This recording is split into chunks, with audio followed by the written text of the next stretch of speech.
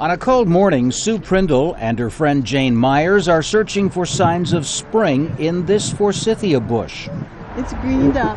If you looked at it a month ago, you would have thought the whole thing was just dead. Sue and Jane are not just out for a stroll in their retirement community.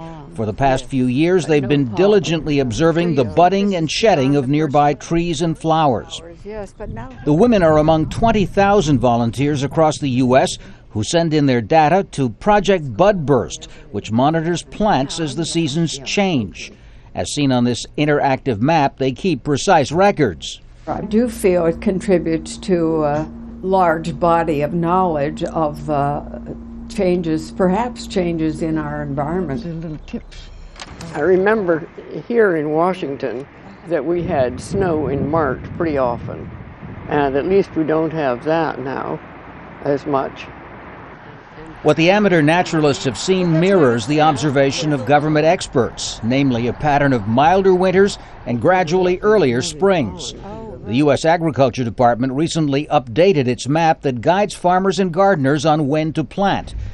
Compared to the 1990 version, the average yearly minimum temperatures for each zone are about 2.5 degrees Celsius higher. That doesn't mean the weather is always predictably warmer, though. Here in Washington, D.C., for example, the famed Japanese cherry blossom trees, which last year were at peak bloom on March 20th, are not forecast to reach full flower until April 3rd. Meanwhile, over in Tokyo, the official opening of cherry blossom season was declared on March 16th this year, the earliest ever on record.